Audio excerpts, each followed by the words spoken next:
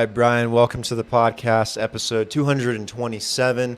It's a pleasure to have you here. How you doing? I'm good, man. How are you doing, Brandon? Doing pretty good. Doing pretty good. A lot of things I want to ask you today about Acquire. What you guys are doing is pretty cool. So I have a lot of specific questions about it. Before we kind of dive in and talk about it and chit chat a little bit, tell me a little bit more about yourself, if you don't mind, a little bit about your background and your story. I'm sure people are curious about who you are, what you're doing on the podcast, and what your past is like. So give us a bit of detail. Yeah, man. I had kind of an interesting journey to get to build this company. I started actually in media and entertainment. Coming out of college, we had some films that did fairly well. I did packaging and development for film, TV, things like that. But I went to college for a couple different things, economics and entrepreneurial studies alongside of that. And that was so long ago now. But coming out of the media and entertainment world, I ended up working with a lot of investors who did not know how to do due diligence on this class of assets. Everything from video games, NASCAR teams, film, TV. A bunch of fun, cool investments that don't seem to have a tangible business model. So I kind of help them go through the whole due diligence process and find good investments, make sure that those investments delivered. And over the course of working with them, doing investment management, I ended up, working on a bunch of different types of investment management outside of media and entertainment.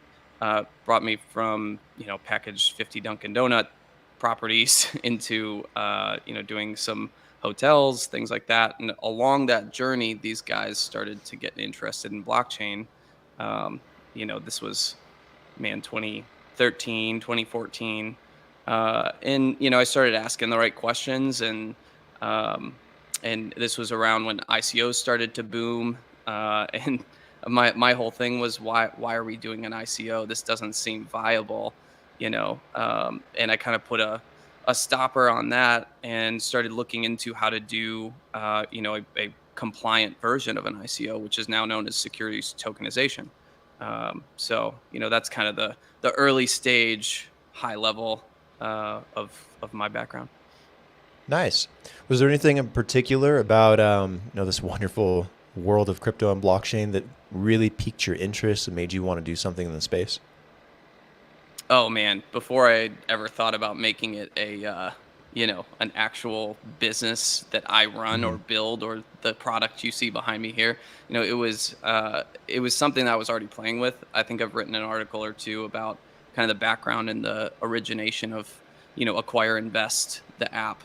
And it was really me and a roommate in the basement building, computers, and started repurposing these computers for mining purposes in the blockchain. And Hmm. I think I'm just a total nerd. So Hmm. I'm always discovering something new, playing with something new. And this idea really like just reached out and grabbed me. And it's kind of been a rabbit hole after rabbit hole after rabbit hole, going down every single application of blockchain till I kind of came out to where we are now. It's just the future is changing, and this technology is powering that change. So that's what's interest to me. Yeah. Nice. You seem to have found a really cool application with Acquire, applying blockchain and crypto and a bit of traditional investing. Tell me a little bit more about it. How does it work? And what are you guys trying to accomplish? Yeah, I mean, I mentioned earlier securities tokenization. I mean, that's really Hmm. the core of what we do. We try to find a way to bring on board traditional assets, allow them to transform from a paper-based structure or old technology into, a digital format of those shares. Hmm. I think that we're going to unlock a massive amount of hidden wealth that's locked up with intermediaries, and this is kind of the path to do it. So what Acquire does is we facilitate the tokenization of traditional assets, right? We provide an exchange for these assets to be traded, and more importantly, people are focusing on a lot of accredited investors, but we are actually taking a different route, focusing on the retail investor. While we will service both accredited and retail and institutional alike, I think the retail investor has been the loudest. They've been the biggest supporters of blockchain. They're allowing it to grow. It's the reason why the word inevitable has been thrown around so much in 2022. Hmm. And that's our focus. I think that the future is in the retail investor. Yeah, I think that became pretty apparent last year with GameStop and AMC and that whole debacle that was going on. Retail investor seems to be a huge driver in the space for sure. Are you guys mostly focusing on public like securities and those types of investments, or also private ones, or both, or what? Yeah, I mean, okay, so think about it like Robinhood. Hmm. Robinhood caters, to publicly traded assets, things that have already seen most of their growth. We are focusing on alternative investments. Hmm. We're talking about private placement investments that, typically are hoping at some point to become an IPO, to go public, to become a unicorn investment. But by the time they get to that point, they've only been accessible to a handful of institutional players, accredited investors, the angels out there. And, I think as a retail investor, you're missing a massive amount of growth that happens prior to that IPO. So that's really our focus. I think we can utilize a couple of really, forward thinking regulations like Regulation A plus, specifically, to bring these assets to, the investor and give them exposure, um, to, an asset class that they've predominantly been pushed out of due to, the type of regulations and the type of rules surrounding accredited and retail investors. What's the minimum investment for the platform? Can someone get in at a really, really low price if they want to start investing and don't have a lot of money? Like, how retail friendly is it? Yeah, I mean, we advertise on the website, it's a minimum of $50, right? So Hmm. it depends on the investment. So we work with asset issuers, whether it's a building downtown that's raising money to, do a new apartment complex, or some healthcare company that's doing a new product or energy product, whatever. If their investment is, say, $20 million, and they're issuing a certain amount of shares, you can kind of back into that minimum share price. But we are pushing to make it retail accessible. The minimum will probably be about $50 for some. It might be 300 or 500 for others. Just depends on the specific offering. Is this accessible to just U.S. clients, or is this global and borderless, or what's the market for you guys? So, as a startup, we have a big, long rollout. We're Hmm. starting with the U.S. That's going to be our first target market. It's got the biggest, safest financial markets in the world, and if we can, you know, comply with all the rules and regulations here, we can easily expand into, other markets. The compliance rule set that we use to help automate the security tokenization process is available in 180 jurisdictions globally. So you can imagine that it's just a matter of, building out operations in each different country in order to expand into those areas, which is on an expedited roadmap after we launch our beta, hopefully late this year. Okay, cool. I know security tokenization has been a little tricky to figure out even in the US. What kind of hoops and regulations have you guys had to navigate and go through to bring this to market? Yeah, I think people went after ICOs back in the day because they were trying to avoid those hoops and Hmm. regulations. And then they quickly realized that was faux pas. The Hmm. SEC came after them for unregistered securities offerings. That's where this technology is really important. But for us as a company to bring this type of asset to the user, to bring it to them in a very user friendly interface that, in my opinion, has most of the features you ever would ever need, kind of a one stop shop, um, type exchange app. you know i think that I think that it's going to be not accessible for most companies unless you partner. That's the Hmm. short answer of it. We have some incredible partners that are helping us to power a lot of these features so that we can bring a user one central experience, even though everything behind the scenes is decentralized, right? Hmm. Um, aside from maybe the KYC AML. Who are some of these partners, if you don't mind sharing?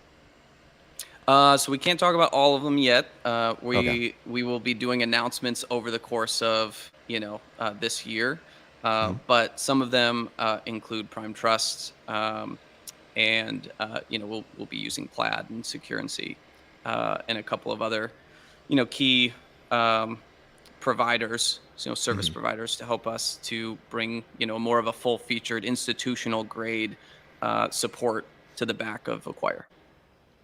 Got it. So is the platform aiming to be, or is for the most part decentralized compared to something like Robinhood, for example, where you can do something similar, but it has a much more centralized system? Yeah, you've got Coinbase or Hmm. Dexes. You have Robinhood, or again, a Dex. There, until blockchain came around, there wasn't really a truly decentralized way to transact in that way. Hmm. There are certain efficiencies that we get through some centralized processes, but the core of the asset is to be transparent and to put those assets onto the blockchain individually. So, in order to deliver a cost effective experience to the user, we're doing certain aspects, off chain, that Hmm. are settled on chain, by the end of the transaction process. Got it. What are some other features that you feel really help set you guys apart other than the tokenization itself? Man, that's a great question. We are building something called the asset portal. Right, this is where you can Hmm. discover market sectors. Um, on the asset portal, you're going to be able to look at individual sectors, go into those, and find the discoveries of each individual type of asset. For example, energy or real estate or media and entertainment. Um, and below this, in this market portals page, below the individual sectors, we're also going to offer funds. This is a really cool feature that will allow us to service, the thousands of funds that exist out there that are ready to move into a blockchain based ecosystem. They would like to bring on retail investors, and they can do so in some of their fund offerings through the app, and that will give these funds exposure to our user base. um, at the same time, below that, in a very future rollout, we're going to be working on the ability for people to invest in decentralized autonomous organizations, DAOs. And obviously DAOs are going through this kind of discovery phase with the whole Hmm. NFT world, and everybody's trying to figure out what is and is not a security. And I think the rules are pretty clear there. There's some stuff that I think should be clarified a lot more from the SEC in terms of what is and is not a security as it applies to this new technology. But DAOs in particular, I think several of them, several of the structures will be perfect for their own category underneath the uh, the funds portal. Additionally, we're working on something for registered investment advisors. Think about it like the uh, the Twitter check mark, but for Hmm. RIAs, which I Got think it. that will help us unlock a massive amount of capital and capital flow from the retail audience, through their registered advisors. Got it. What about like market analysis or quarterly earnings charts, things like that, or that stuff that it can be provided through the platform as well by these companies or by you guys, so people can do due diligence before they make an investment, or any features kind of similar to that? Oh, absolutely. Yeah. Every offering will have its own offering page. You can kind of pop into the video on our homepage and see a day in the life of a user. Hmm. It's kind of narrated, shows you kind of the process going through. But as you navigate to a desired offering, you'll go down, you'll see a description, you'll see some asset metrics, some history. It'll also direct you off app to the issuer's website for additional disclosures. It'll show you the fund, where they filed with the SEC, and Edgar and all that stuff. So there's a decent level of due diligence that the user can do built into the individual offering page, along with investment profile statistics, to the point where that they're allowed to display from a regulatory standpoint. Cool. Let me ask you a couple high level questions if you don't mind. One of them being on DAOs, I guess. It's kind of funny because they really seem to be surging in the last, I don't know, 6, 9 months, got a little bit more popular. Everyone kind of jumping in, trying to do something with a DAO, creating a DAO for an organization or creating it for some purpose or for funding or some business model. And it's funny because the space really kicked off with the infamous Ethereum DAO that got hacked, and then it kind of took a backseat for a while. What are your thoughts on DAOs, on decentralized organizations, and do you think that they have a really bright and viable future, excuse me, or do you think that they'll fit certain use cases for maybe certain niches or certain industries? Yeah, I think like anything, during the innovation phase, we are seeking for ways for this technology to be applied, and right now it's trying to be applied all over the place. There's definitely a clear line in the sand as to when a decentralized autonomous organization is actually crossing into being an investment company. At this point, I would say something like, consult your lawyer Hmm. if you are going to invest in a DAO or if you're going to create a DAO. But I be don't think my aware that, lawyer. I don't think my lawyer knows much about DAOs, unfortunately. oh, right. Yeah. There's That's there's another a few issue. out there. Yeah. We've got some good ones over at Frost Brown Todd that seem to know what they're doing. A little Hmm. plug for them. Nice. Um, but uh, but yeah, I think that a DAO has a hugely bright future. I mean, we're putting a whole category on it right in the app. I think that it can be essentially a new form of funds, a fund structure. There's going to be some, I think, convergence between different types of, for example, a closed-end fund or a venture capital fund or an early stage venture capital fund that has a specific purpose, and that's pretty much what a DAO is. So they're going to overlap. They're going to kind of combine, and find some efficiencies by combining, right? Hmm. Um, so I think that's definitely a bright future for them. What about tokenization even more broadly? It feels like it could be applied to just about everything, and I think people have started to really realize that. Whether it's securities and funds and assets and land and cars and watches and Pokemon cards, whatever it is. It feels like you can do it for just about everything, and it feels like it's going to be a huge mainstay for investing in the future that will allow everyone to get involved because it really opens up what that minimum investment price is. It makes it so much easier for the retail investor to get involved and put their money in. What do you think the future looks like for tokenization? Do you think that it'll be used more broadly like that? Well, you'll see it probably everywhere just because it, makes it that much easier. Or do you think that's something else that might be niche based and relegated to maybe just markets and things like that?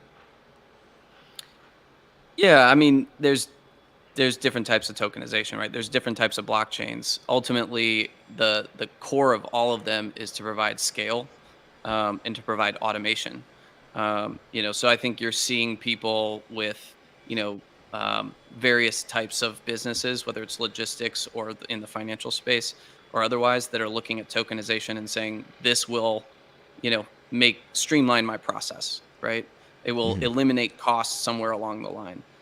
Anytime you can eliminate cost basis, you're increasing your bottom line, your revenue. So I think that's why we're seeing some mass adoption across all these different industry types, and that's not going to go away. I mean, that anytime something new like that comes along, as long as it's cost effective, people are going to adopt it. The difference is, was it cost effective 5 years ago? Well, it was highly specialized. There was fewer coders, but now 5 years later, today, there's a lot more coders. There's a lot more people versed in how to do this. The lawyers are catching up, regulation is catching up, and you're seeing it applied everywhere. So yeah, I mean, I definitely think it's the way of the future in almost every industry. Um, you look at NFTs as art, but Hmm. NFTs didn't start as art. They've been around for a long time. It's just Hmm. art became that one element that allowed mass adoption once they figured out how to apply it. You know, um, and and that to me is the cool element about what tokenization provides to anything. Yeah, it's pretty cool where the space is going. There's so many different niches in blockchain. You almost forget that there is anything else. Like you could live and die in the world of DeFi or tokenization or DAOs or NFTs and endlessly consume content and knowledge and never get bored because there's something new coming out every single day. It's impossible to keep up with it all. And I try. It's part of my job. I have to, and I can't. Like there's so much stuff happening every day, and someone asks me a question about something new and this new coin or this new protocol or this new layer solution. I'm like, I don't know. Yeah, no, definitely. That's crazy. Yeah, man, it's just a different tool for a different job, right? That's my simple answer. Is I was like, you're not going to use a hammer to nail in a screw, you know. You're gonna use a different blockchain for a different job. You use a different type of token for a different job, and it's moving so rapidly, so fast. So fast, but it's exciting to be a part of the space. Final question: what does your guys' roadmap look like this year? What kind of things publicly do you want people to keep an eye on that you're excited about that's coming up that you might be adding to the platform or doing an update on or some kind of partnership? I know you don't want to talk about some of those yet, but what kind of things can you share? Yeah, I mentioned earlier, late this year, we're hoping to launch a beta. Something very unique around that beta is that the only way you can get access to it is through an NFT. We aren't selling this NFT. This is going to be an NFT that is going to be claimed by investors, and we believe in our mission, so much that we're tokenizing our own equity, right? So we're tokenizing our own equity, making it available to the public to invest in, and at certain thresholds, these investors will get access to the beta. That's our immediate roadmap, is to deliver, the tokenization of our equity and to get out there with this NFT that gives them legitimate access to the beta, reduced trading fees in the app, access to investments, first looks before the regular retail investors. So, we're trying to give them tangible cost basis benefits that are tied into this NFT that will live on your account as long as you hold it. So for us, that's the most exciting thing we're doing right now. It's taken up a lot of our time, and we're running dev alongside of this campaign, and it's been fun. Nice. It sounds like you guys are staying pretty busy, which is good, which is very, very good. Do you guys have a community? Do you have a Discord or a Telegram or a place where people go to chit chat? Yeah, definitely. Yeah, you can join us at Acquire Invests on Twitter with an S at the end there. Acquireinvest.com. You can sign up for early access later this year, and you can find the links for our Medium and our Discord community on the website at the top. Cool. And where should people go to if they want to learn more? Just the website, other resources or blogs, and then where do they go to download the app? Just App Store and Android, or where? Yeah, we're planning to launch on both Android and iOS. The beta will likely roll out iOS first and then Android second, hopefully in the tandem, rollout. But if you want to dig in and learn more, like we're doing AMAs on the Discord, infrequently, but probably about 3 to 4 times a month. And then, we're posting articles in the Medium just about every week or two. And we're trying to pack those with a lot of information and not do too many too frequently. But the Discord community is growing. We're in there active. Get in there, chat with us. I'm there. So anything you need, let's chat. Cool. Are you on social media as well? Me? Yeah. You can find it it's just at Brian Harstine. People often misspell the last name, so just Google, founder of Acquire Invest, and you'll probably find it. Okay, cool. Everyone go follow Brian, go check out Acquire, like the video and subscribe. Brian, thank you for taking the time to come on the show. Great conversation. Very excited about what you guys are doing. It's really cool. And I really like the concept and idea behind tokenizing, securities and different types of investments. So looking forward to it. And again, thanks for coming on. Thanks, Brandon. Appreciate it, man. This has been awesome. Likewise. Talk to you soon.